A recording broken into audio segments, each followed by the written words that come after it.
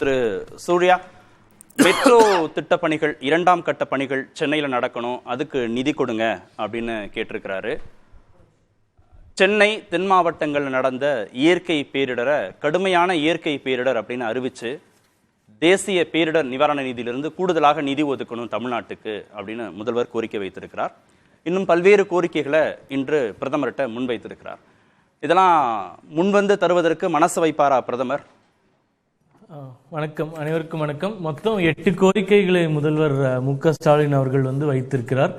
நிச்சயமாக இது ஒரு ஜனநாயக உரிமை, ஒரு கூட்டாட்சி தத்துவத்தில் ஆட்சி செய்யக்கூடிய நாட்டில் எல்லா முதல்வர்களுக்கும் அவங்கவுங்க மாநிலத்துக்கு தேவையான விஷயங்களை கேட்டு பெறுவது வாடிக்கையான ஒரு விஷயம். அதே தான் முதல்வர் அவர்களும் பண்ணியிருக்கார்.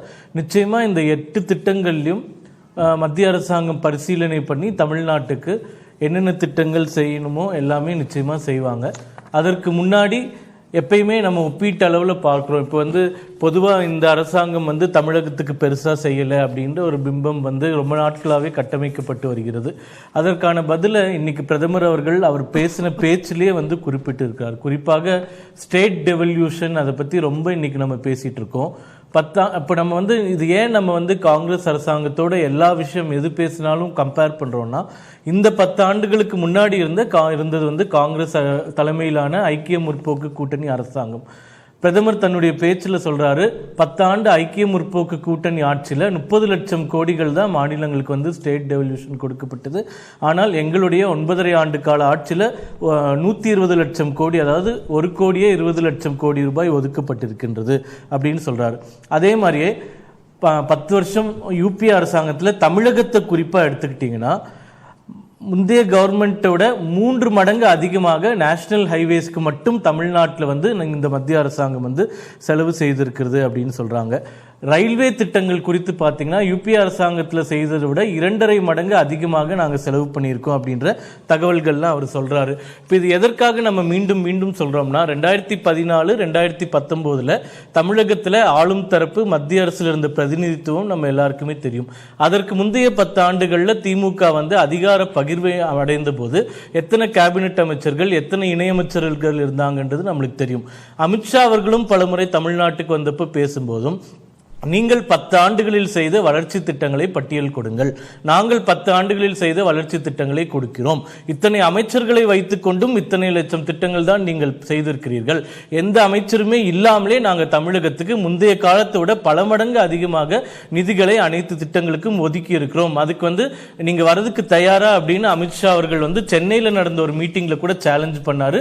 இது 2021 தேர்தல் சமயத்தில். அதனால நாங்கள் மீண்டும் சொல்வது என்னவென்றால், எந்த பாரபட்சமும் கிடையாது. இன்னைக்கு முதலமைச்சர் அவர்கள் கேட்டிருக்கக்கூடிய 8 திட்டங்கள் கூட நிச்சயமா இந்த அரசாங்கம் நடவடிக்கை எடுக்கும். ஒரே ஒரு உதாரணத்தோட நான் முடிச்சிடுறேன். இந்த மழை வெள்ள பாதிப்பு குறித்து ஒரு மத்திய அமைச்சர்களை சந்திப்பதற்கான ஒரு குழுவை எங்கள் மாநில தலைவர் திரு அண்ணாமலை அவர்கள் அமைத்து கொடுத்திருந்தார்.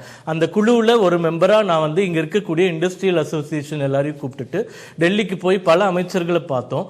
அதுல நிதியமைச்சர் அவர்களை பார்த்து பல கோரிக்கைகளை முன்வைத்ததுல இன்சூரன்ஸ் இந்த பாதிப்படைந்த இண்டஸ்ட்ரீஸ்க்கு உடனடியாக வழங்குவதற்கு ஏற்பாடு செய்ய வேண்டும் அப்படின்ற ஒரு கோரிக்கை வைத்தார்கள். இப்போ வெள்ளம் 25 நாட்கள் ஆகிவிட்டது. ஆனா 550 நிறுவனங்களுக்கு இன்சூரன்ஸ் அவங்க கிளைம் பண்றதுக்கான தனியாக கேம்ப் நடந்து, கேம்ப் முடிஞ்சதுக்கு அப்புறமா ஒரு வாரம் அதிகபட்சத்தில் அந்த இன்சூரன்ஸ் பணத்தை ரிலீஸ் செய்யணும் அப்படின்ற உத்தரவு கொடுத்தாங்க. இன்னும் ஒரே ஒரு உதாரணம், அம்பத்தூர் இண்டஸ்ட்ரியல் எஸ்டேட்ல கிட்டத்தட்ட 1500 இண்டஸ்ட்ரீஸ் இருக்கு. அவர்களுக்கு 2015 மழையிலையும் பிரச்சனை, இந்த மழையிலையும் பிரச்சனைன்றப்போ அங்க ரயில்வே பாலம், மேம்பாலம் ஒன்று கட்டி அந்த அம்பத்தூர் ஏரி போறதுக்கான வழிவகை செய்ய வேண்டும் அப்படின்ற ஒரு கோரிக்கையோட மத்திய ரயில்வே அமைச்சரை நாங்க நேரில் போய் சந்திச்சோம். அவரை உடனே மேப் கொண்டு வரதுல இருந்து எல்லாம் சொல்லிட்டு இந்த திட்டத்தை உடனடியாக நாங்க முடிச்சு கொடுக்கிறோம், எவ்வளவு சீக்கிரம் முடியுமோ அப்படின்னு சொல்லியிருக்காங்க. அதனால் இவர் இங்கிருந்து கேட்கக்கூடிய கோரிக்கைகள் தமிழக அரசு மட்டும் இல்ல, மற்ற அமைப்புகள் யார் எந்த வளர்ச்சி திட்டங்களுக்காக தமிழகத்திற்கு மத்திய அரசாங்கத்திடமிருந்து பங்களிப்பு வேணும்னு கேட்கிறீங்களோ அதை செய்து கொடுப்பதற்கு 100% தயாராக இருக்கிறோம் அப்படின்றது தான் என்னுடைய முதல் கட்ட. 2 விதமா அணுகியிருக்காங்க.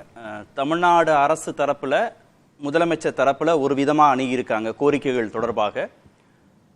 அப்புறம் அரசியல் ரீதியாக ஒரு விதமா அணுகியிருக்கிறாங்க.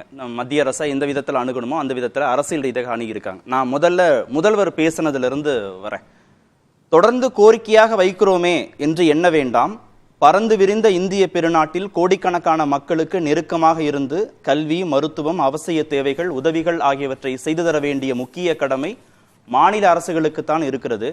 மாநிலத்திற்காக கோரிக்கை வைப்பதும் மாநில உரிமைகளை நிலைநாட்டுவதும் அங்கு வாழும் மக்களின் கோரிக்கைகள் தானே தவிர அவை அரசியல் முழக்கங்கள் அல்ல அப்படின்னு முதலமைச்சர் பேச்சில் இருக்கிற கடைசி பேராவுக்கு முந்தின பேரா.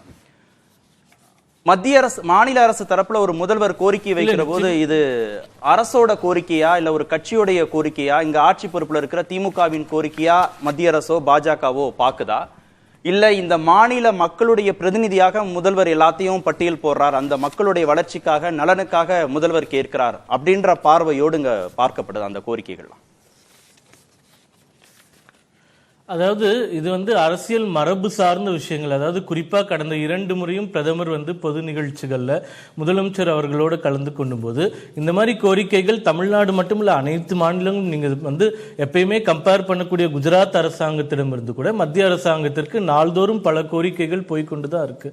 அதை முழுவதுமாக செய்து கொடுக்க முடியாது. அப்படி பார்த்தா தமிழகத்துல சென்னை எந்த அளவுக்கு வளர்ந்திருக்கிறது, தென் மாவட்டங்கள் எவ்வளவு வளர்ந்திருக்கிறது, டெல்டா மாவட்டங்கள் எவ்வளவு வளர்ந்திருக்கிறது, அதை நம்ம பாகுபாடுன்னு எடுத்துக்க முடியாது. அந்தந்த இடத்துக்கு சேர்ந்த மாதிரி அந்தந்த வளர்ச்சி திட்டங்கள் நடந்து கொண்டிருக்கின்றன.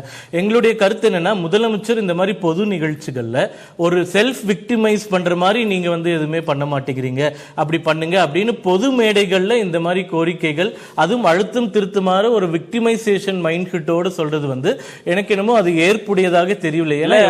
நீங்க பேசினதுலே ஒரு கிளாரிபிகேஷனுக்காக நான் கேட்கிறேன். நீங்க சொன்னதை வானதியும் அறிக்கையா வெளியிட்டிருக்காங்க. தென் மாவட்டங்கள் வளர்ந்திருக்கா சென்னை மாதிரி, அதுக்கப்புறம் மற்ற மேற்கு மாவட்டங்கள்ல தான் நிறைய நிதி வருது அப்படின்லாம் அவங்க சொல்லியிருக்கிறாங்க.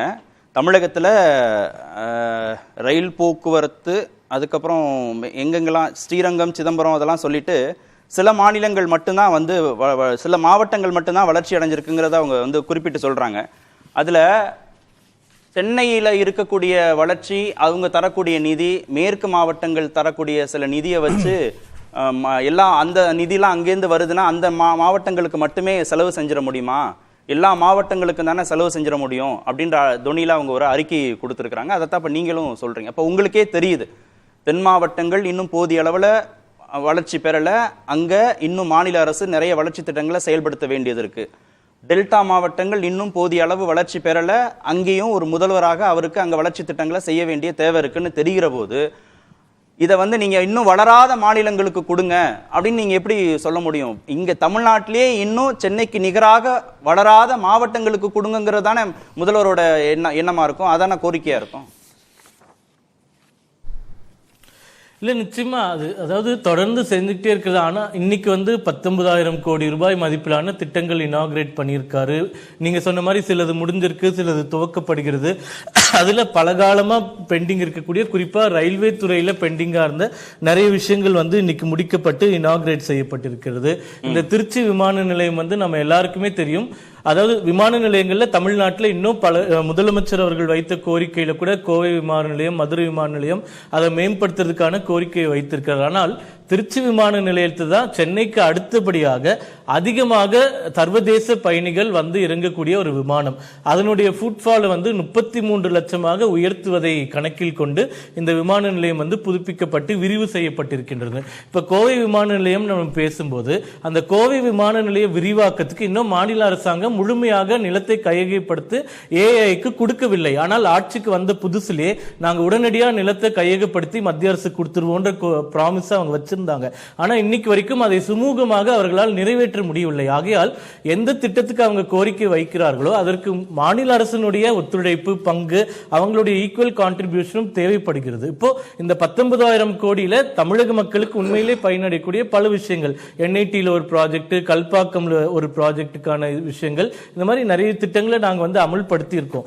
இப்போ நாங்க சொல்வது என்னவென்றால், மற்ற மாநிலங்களுக்கு அதிகம், இந்த மாநிலங்களுக்கு கம்மின்ற பிரச்சனை இந்த அரசாங்கம் நிர்ணயிக்கவில்லை. இப்ப 2023 2024 டாக்ஸ் டெவல்யூஷன் வந்து நான் கையில வச்சிருக்கேன்.